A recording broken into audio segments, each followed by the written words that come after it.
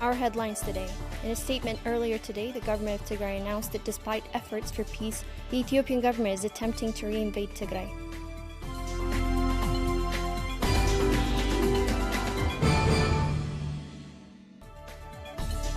Local officials from Eastern Tigray say Eritrean government preparing to reinvade Tigray as its forces start to dig trenches near border.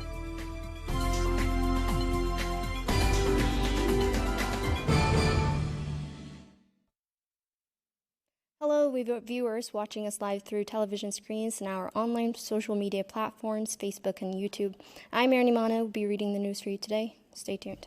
Proceeding to the details. The government of Tigray issued a statement earlier today announcing that despite its calls for cessation of hostilities and the withdrawal of its forces from neighboring regions, the Ethiopian government is attempting to advance in the southern parts of Tigray, leaving its forces with no other option but to defend its people. The government of Tigray also announced that Eritrean government has started to advance its forces in Tigray and has so far shelled some parts of northwestern Tigray. The statement reads that the government of Tigray has been calling for peaceful resolution for the past 3 years, despite concerted efforts by the Ethiopian government and its forces to wipe out the people of Tigray. The statement stated that the government of Tigray is first and foremost responsible for the safety and security of the people of Tigray and will take all necessary measures to ensure that this is not put into question.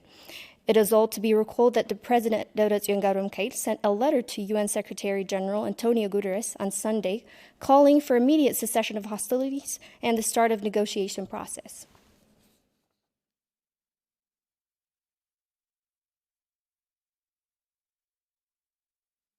Mekelle is in its second day of a complete power blackout following an airstrike on city's power substation. The Ethiopian National Defense Forces conducted 2 consecutive airstrikes yesterday afternoon, injuring employees at the federal institution and causing further damage to Tigray's infrastructures. Salome Tigrai has the details. Ethiopia's Air Force has conducted several airstrikes in town and cities across Tigray, including in residential areas, marketplaces, and hospitals, and a 2-month-long assault on the daily lives of Tigrayans, leading to the death and injury of children and the elderly. A recent attack on the capital targeted the city's electric substation, resulting in the termination of electric supply to the entire city. Kifle Tesfai, an official for Regional Office of Ethiopian Power Cooperate, says the damage is quite serious.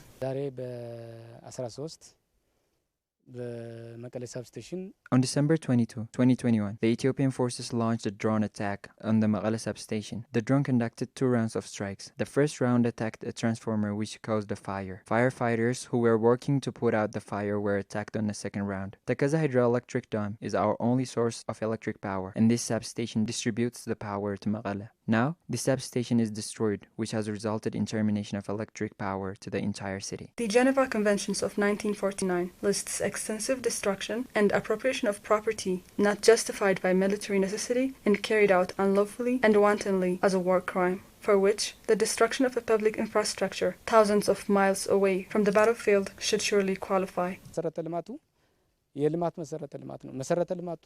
This is a public infrastructure. Such things should never be attacked. It is not a military camp, and it has nothing to do with politics. This is a deliberate act to harm the people, because the substation provides service to the people. Now the people won't get electricity. I say, this is a fascistic act. Continuous bombardments of civilian residential areas and public infrastructures in Tigray has shown a sharp increase, with countries like the United Arab Emirates, Turkey, and Iran continuing to fund the wanton killing and destruction of civilians and civilian property. Administrators from the eastern zone bordering the Eritrean state say that the Eritrean forces have started moving their units deeper into Tigray and have even started to dig trenches as they prepare for the second round of invasion in the region. Vane Lemuru has more on this. The past 13 months of conflict has been like none before it, with the sovereign country inviting a formerly hostile neighbor to invade one of its states and topple its elected government. Not only that, but the Eritrean forces would commit numerous atrocities, including the Aksum massacre that saw the killing of hundreds of civilians in the course of 2 days. Tasfai Kahsa and Barihu Tsagay are local authorities in Irob and Gulamakhada, where they say they've seen Eritrean forces moving deeper into Tigray's territories to reinvade the region. ትግራይ ንምውራር ምድላው ይገብር ኣሎ The government of Eritrea is preparing to reinvade Tigray. They are adding more forces and digging trenches in an area in Europe still occupied by their force. ክልቲኡ ህዝቢ ክዳመ ኣብ ምድላዋት ዝርከበሉ ኩነታት እዩ ዘሎ The Eritrean government is working to plant the seeds of hatred between the people of Tigray and Eritrea. They are digging trenches and there is heavy military movement. They are also looting civilian property in Zalambesa and cutting trees in and around Marta to build their barricades. They are torturing the community. The towns of Ndalgeda, Waratle, Alitena, and Agarlohoma in Arab district and the towns of Zalambesa and Marta in Gulamakhada are under the control of the Eritrean army, where the forces are looting the properties of civilians but also prohibiting the residents from receiving medical support and humanitarian aid, said the local authorities. ኣብቲ ከባቢ ልዕሊ ሓደ ዓመት ዝኣክል ምንም እርዳታ ዘይረኸበ People living in the occupied areas haven't received any humanitarian assistance for more than a year, and they are in a severe condition because all humanitarian corridors have been blocked. This shows that the Eritrean forces are using hunger as a weapon of war. ኣብ ሰፊሕ ስቃይን መከራን እዩ ዝርከብ ዘሎ ማለት እዩ The people are in a very dire situation. They are starving. The administrator also called on the international community to take a decisive action to halt the Eritrean government's attempt to reinvade Tigray. ምስ ወታደራዊ ኩነታት ምንኽኻእ ዘይብሉ ይጭፍጨፍ ስለ ዘሎ They are committing summary executions and looting civilian property. These are civilians. They have nothing to do with the Tigray's army. The world should give attention to this and take decisive action. ህዝቡን ካብ ውፃእ ዝብል ዘራው ሓሊፉ ናብ ጭቡጥ ተግባር The world should take serious action to compel Eritrean forces to leave areas they still occupy. The war waged by Abiy Ahmed and its forces have caused a lot of damage on civilians across Tigray. Our people are in need of urgent humanitarian assistance. Mothers are dying due to lack of medicine and medical equipments. I call for the international community to take decisive action to help those in desperate need. Last week, the government of Tigray announced that it has accepted calls by the international community to withdraw its forces from neighboring regions and open a door for negotiation, while the Ethiopian government and its allies have continued to hinder access for humanitarian assistance and continue to arbitrarily arrest and kill Tigrayans living in different parts of Ethiopia. For months, the international community has been putting pressure on Tigrayan government to withdraw its forces and give peace a second chance. Tigrayan forces did just that this past weekend, withdrawing all its forces from the neighboring regions and calling for the immediate cessation of hostilities. The U.S. Special Envoy for the Horn of Africa, Jeffrey Feltman, in his brief stay with BBC, acknowledged these bold efforts and said that it's the Ethiopian government's turn to reciprocate. Abraha Garutansay has the details. In a statement on Saturday, the government of Tigray announced it was withdrawing its troops from the neighboring regions of Afar and Amhara and expressed its commitment for political dialogue towards peace. The U.S. Special Envoy to the Horn of Africa, Jeffrey Feltman, in his interview with the BBC Focus on Africa, supported this call for a ceasefire by Tigray's government and said it should be seen as an opportunity to stop the war and start a political process towards restoring peace. I think right now there is an opportunity for the warring parties in Ethiopia to pivot to a different direction. The government's position has been that the Tigrayan forces, known as the TDF or TPLF, need to withdraw from the neighboring states back into Tigray. That has now happened. We ourselves, the United States, demanded that the TPLF, the Tigrayans, move back into their home state of Tigray and not expand the war further. That's happened. So a primary demand of the Ethiopian government, a primary demand of ours, is now in place. There's a number of African leaders, international leaders, who have been pressing the parties to move now into a cessation of hostilities that would lead to a negotiated ceasefire and that could create the conditions for the type of inclusive, credible national dialogue that Prime Minister Abiy of Ethiopia has said he wants to have. You really can't do a credible, inclusive dialogue if you've got war going on. So we think that the Prime Minister's ambition for national dialogue, plus the fact that the Tigrayans are no longer in the neighboring states, creates the opportunity that we've all wanted to see for months, which is to move from a military battle into political negotiations. The Special Envoy emphasized that he believed there was no military solution to the conflict and that the government of Tigray and Ethiopia should sit for political dialogue to once and for all end the conflict. Well, there isn't a military solution. That's the thing. There are 6-7 million Tigrayans, and those 6 to 7 million Tigrayans may be a small percentage of the overall Ethiopian population,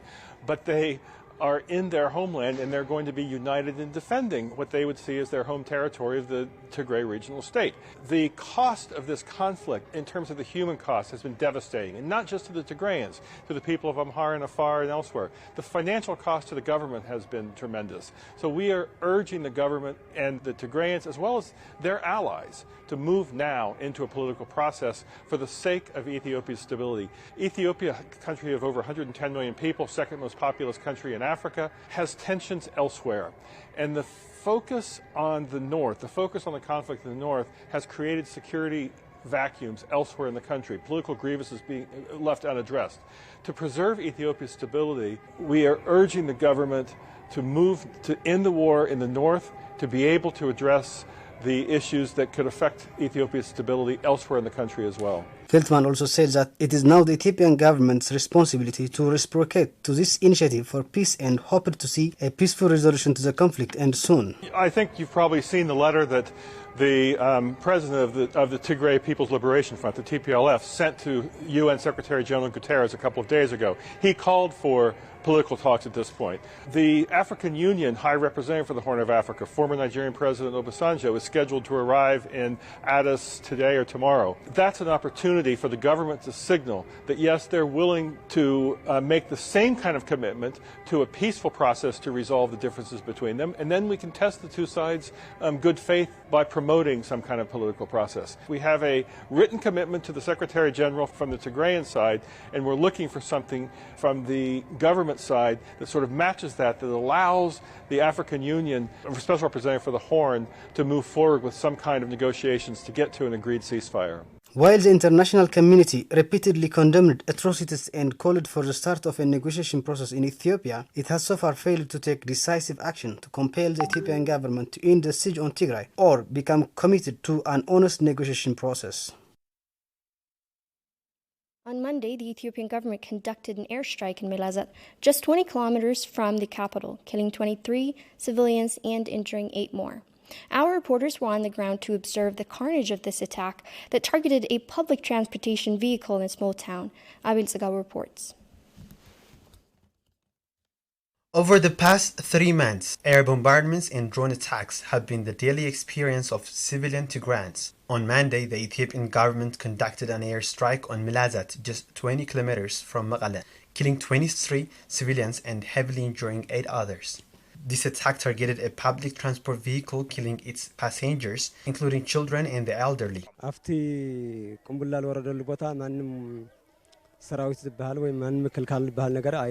There were no combatants in the area. There were just civilians. Not only has it killed the passengers, but also shopkeepers around the area. The attack was on civilians. I had carried a child with me when the drone bombed the car. Shrapnel got me on my back. It's very cruel. I can't even count the number of the dead.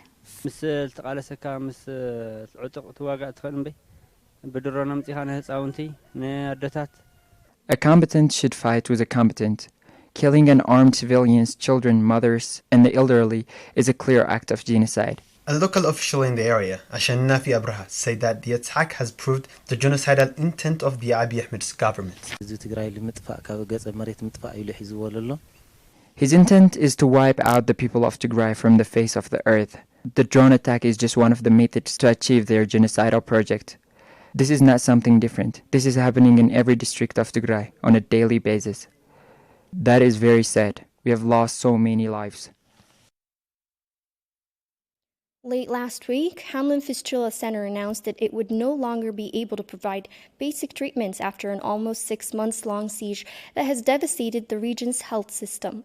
The center is just one of 5 in the country to provide treatment for women suffering from obstetric fistula, a degrading condition which women suffering traumatizing labor are left incontinent and are often ostracized by their community. Sablor Glema has more on this.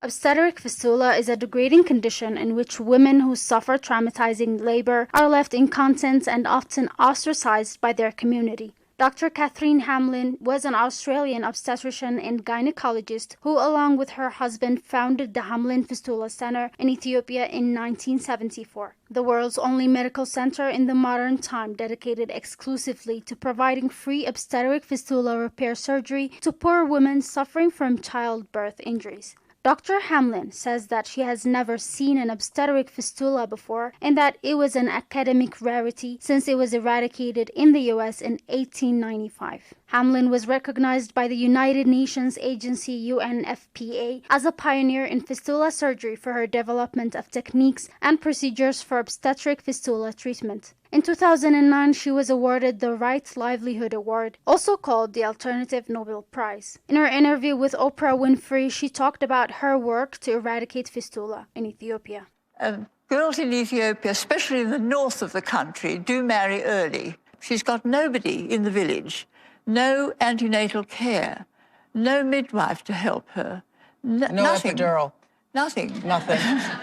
So when the woman says she's in labor for 6 days, she means she is in labor for 6 days. Imagine a little girl living in a hut. She doesn't know when she starts her labor, nor do the village women know.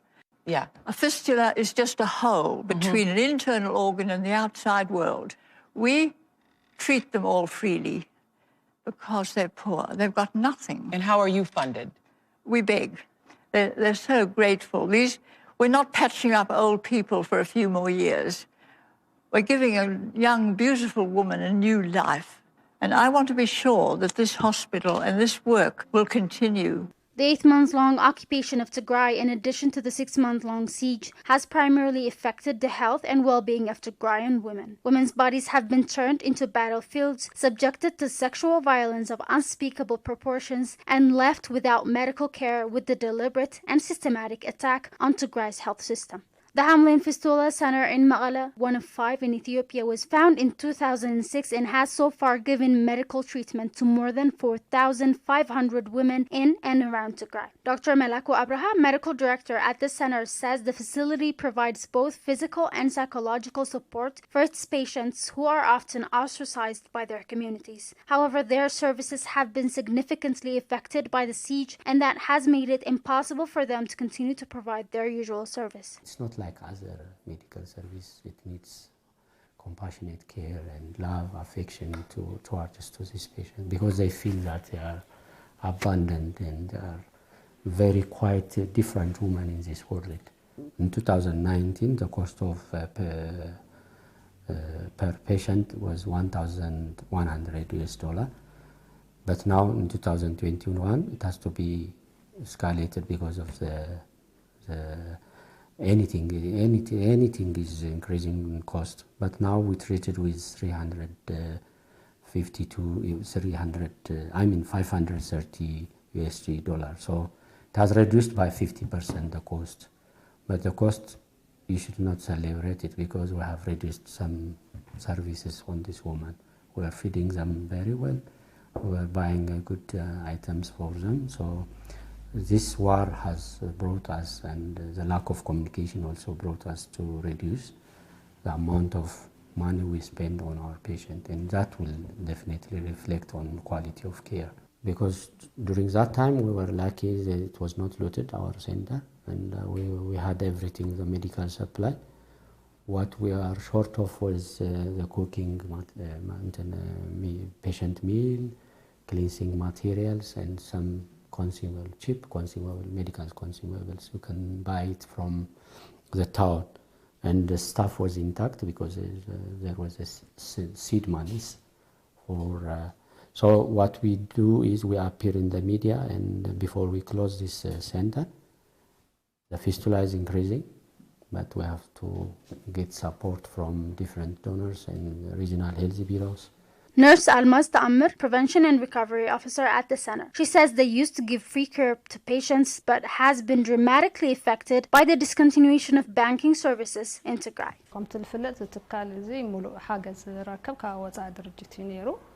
We primarily received funding from abroad. This was essential for food, medication, bed, shelter, everything. The siege has meant that the center has reached a level where it cannot give any kind of care to its patients. There is no food or medication available. Even though our employees want to give care, Even without his salary, we don't have the medical supplies to continue to provide treatment.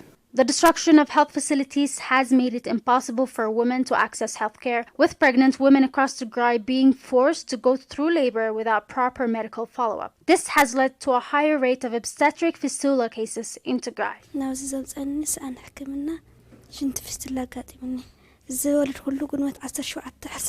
I was receiving medical treatment for obstetric fistula because I wasn't able to get medical treatment in time. I went into labor on May 25. We went to the health center, but there were enemy soldiers there. So my family went to the medic's house and called him to my home. After he saw me, he told me that he couldn't do anything since roads were blocked. We went back to the clinic where the enemy soldiers were and begged. I was in labor and in a lot of pain. Then on the third day, my baby died inside me. They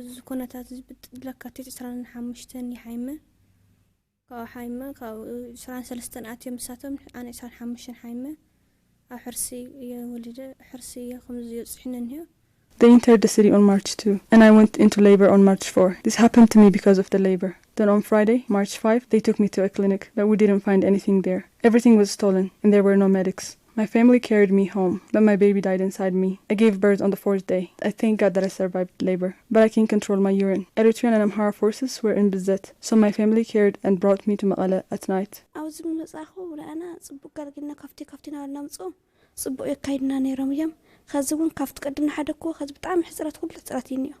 Before the start of the siege, we used to have better food options. We used to eat 6 times a day. However, that has now completely stopped. There is a shortage of basics such as food and medical supplies.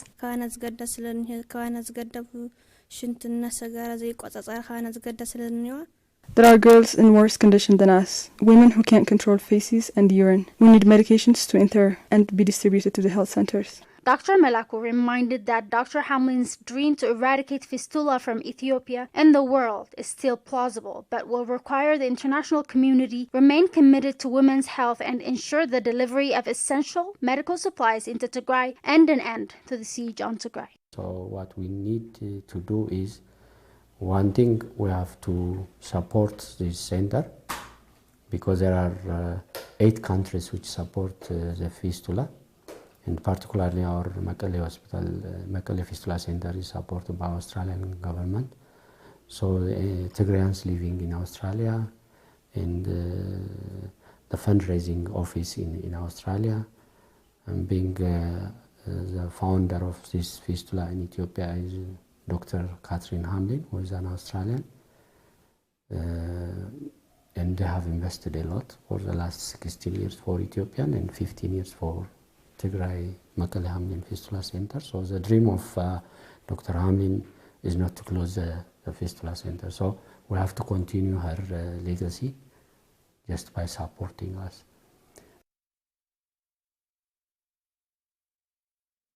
Hate speech is known to be a key feature of genocide, playing an instrumental role in justifying and normalizing the killings and sufferings of a particular group considered a minority or otherwise an expendable member of the society. Ethiopian forces have intensified hate speech against Tigrayans in the past few weeks, threatening to reinvade the state and eliminate its people and its infrastructures. Winta Kidane has more on this. Hate speech and false propaganda has played a huge role on the ongoing Tigray war. Abiy and Amhara elites used public media to manipulate Ethiopians by portraying false images of Tigrayans and releasing baseless accusations on the news every day. This is Daniel Kibret, a former preacher of the Ethiopian Orthodox Church and a member of the new Ethiopian parliament, as of late known for his speech with regard to Tigrayans. He has been going on describing Tigrayans from scaremongers to devils. On his recent hateful speech, the hypocrite Daniel compares Tigrayans with HIV and the COVID-19 viruses. ትልቁ ችግራችን ወያኔ ለመረዳት መጣራችን ነው። አይቻልም መረዳት ማጥፋት ብቻ ነው እንጂ Our problem is the fact that we try to understand Wayane. It's impossible to understand them. The only thing we can do is eliminate them. HIV, COVID, and cancer are more preferable because they can at least be prevented or healed by medication. But Wayane can neither be prevented nor healed by any medication. The only thing that can be done is to eradicate them. The seed of religious Daniel continued to spread on his demonizing speech by explaining on how the genocidal campaign should proceed. As I mentioned some time ago, we have to destroy them in 3 major steps. One is to destroy them physically. What I mean is that the essence of their foundation and institutional structure must be alienated. We can no longer allow them to be an institution that can train members, spread their principles, or have a platform. The second is ideological. There shouldn't be any ideology similar to theirs, and if there is one, it should be shattered immediately. And third, we should be able to erase their history in all its forms. Anything that can remind us of them should be destroyed. Obelisks erected by them, nomenclatures named after them, or anything that can remind us of them should be completely wiped out. If we do this, Ethiopia can get a relief. Otherwise, even if we destroy the current TPLF, we can't guarantee that TPLF number 2 and 3 won't be born. Officials from the Ethiopian government have continued to call for the complete elimination of a group that they have deemed unnecessary for their political objectives. We don't have to be deluded by the temporal relief we have gotten now. We should punish them in every way so they could never rise again. We have to beat them down in such a way that they can never revive. I am telling you, we have to make sure that they don't rise again. Please underline the word again. Then we will have hope. Daniel isn't the only one from the church who is engaged in verbal attacks against Tigrayanis. The religious father speaking next preaches his followers to eradicate Tigrayanis, putting aside all the Christian doctrines and rules he is supposed to follow and preach as a spiritual father. Why can't we wipe out all those in Adarkai? Resettling our people to their original place is a responsibility that we should carry out by any means necessary. Isn't Adarkai yours? Those of you who say it's ours, raise your hand. And whose is Zarema? Whose is Kulogera, Walduba Monastery? What is the point of you staying here after you handed them Walduba over? There is nothing here. Be courageous and brave to defend your country. They are bullying our country with false propagandas. Grab a weapon and defend your country. Why can't you be courageous? Perhaps there are some juntas among you that put terror in your hearts. Are there? Amhara is the one who made Ethiopia and gave it a spirit of a nation. The disdaining and hateful propagandas being spread out by the Ethiopian government-owned medias are with no limit. The following is an opinion of one Amhara elite.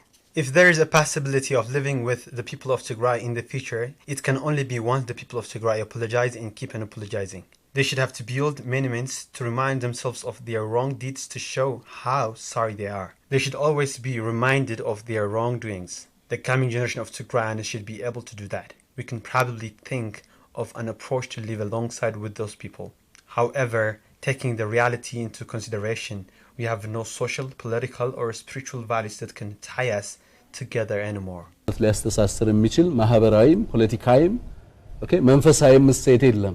Agenyo Tishagar is the former president of Amhara region and spokesperson of the House of Federation, who has always portrayed Tigrayanis as the enemy of the people and the state, is now attempting to portray Tigrayan religious leaders as actors in the ongoing conflict. Tigray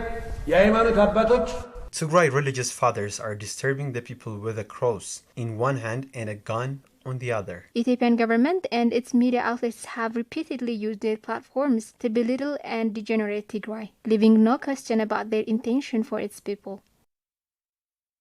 The use of drones in the war in Tigray has been characterized by its destructive nature. In an exclusive interview he had with Ma'ala Foresight, Eritrean writer and activist Youssef Gawrehewit says the involvement of United Arab Emirates and Turkey and other foreign actors on the side of the Ethiopian government has exacerbated the conflict, while the international community continues to fail the millions in need of its emergency assistance. Sablor Glema has the details.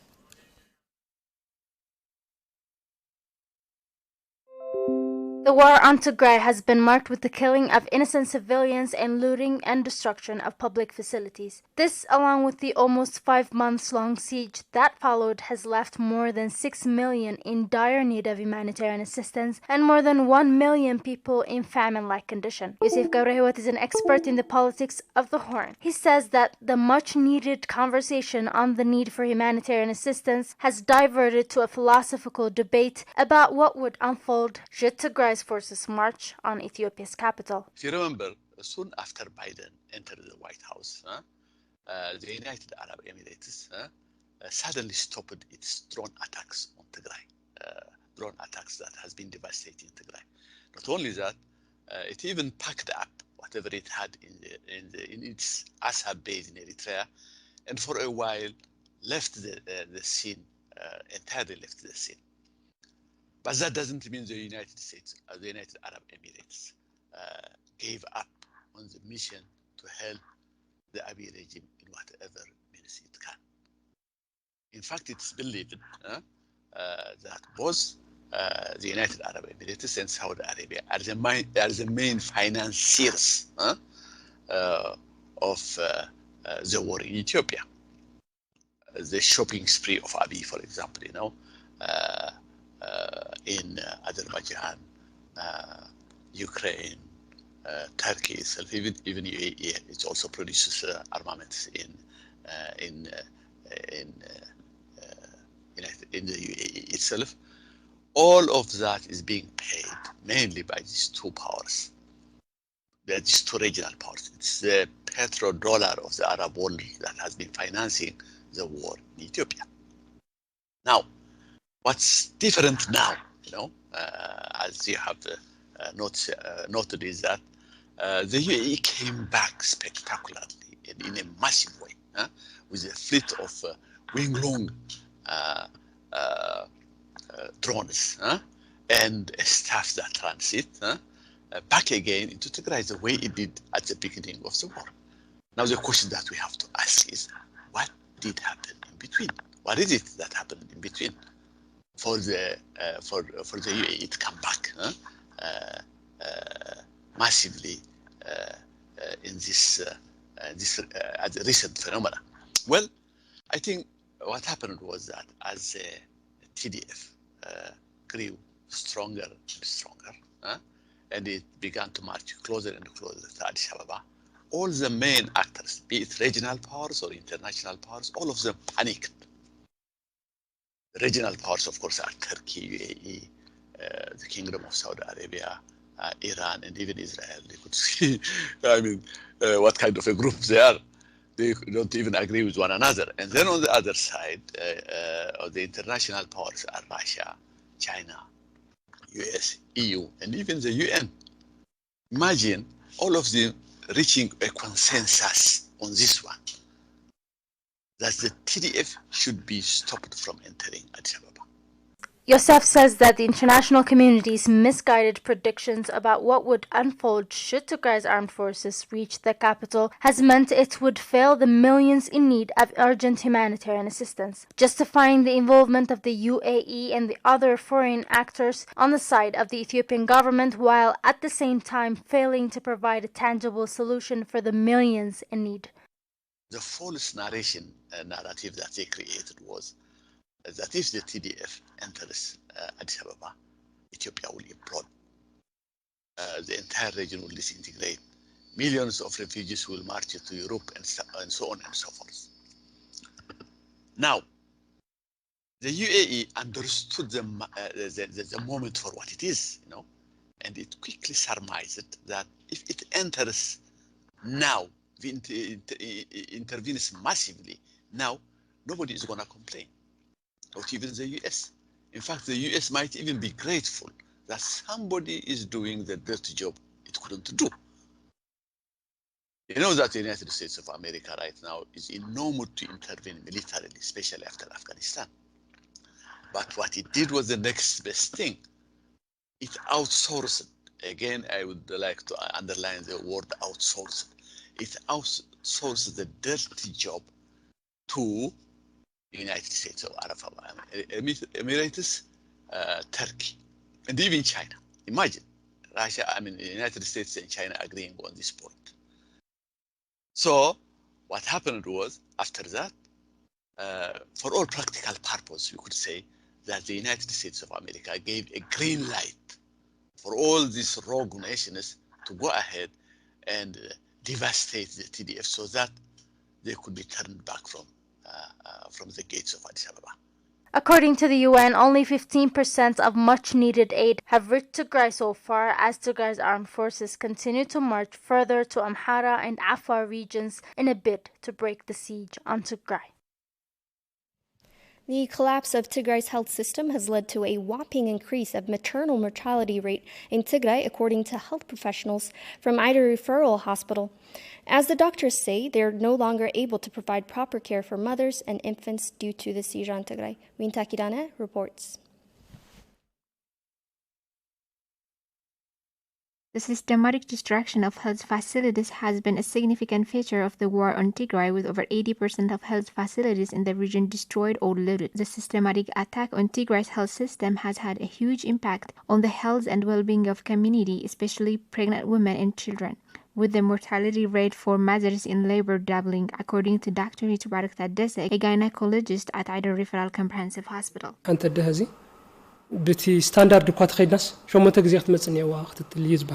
International standards say a pregnant woman should visit her doctor at least 8 times during her pregnancy, but now it's difficult for a woman to visit her doctor even once. This can help us understand why there is a significant increase of mothers dying during labor. Dr. Hitbarak and Dr. Burhana Amara emphasized that the destruction of health facilities has made medical care inaccessible for women in labor, increasing the danger to their health and well-being. We are now used to seeing mothers coming into the hospital close to days. It's common to see mothers with their placenta inside their uterus and bleeding non-stop. We see 4 or 5 mothers in this condition every day. As a doctor, it's hard to witness that. Many of the mothers are suffering from malnutrition, which also affects the child's weight as well as the mothers. The doctors also say that in addition to the destruction of health facilities, the ongoing siege has created a scarcity of essential medical supplies. We used to have different treatment options for patients, but now we can't even give basic treatment. For example, the laboratory service in the hospital has completely stopped. We can't do urinary tests. I could lose a mother or child that could have been saved through a simple treatment. We need medication during follow-up, labor and post-labor. However, it's hard to find medication due to the siege. The doctors also stated that the siege has created financial and psychological hardships for mothers and families. If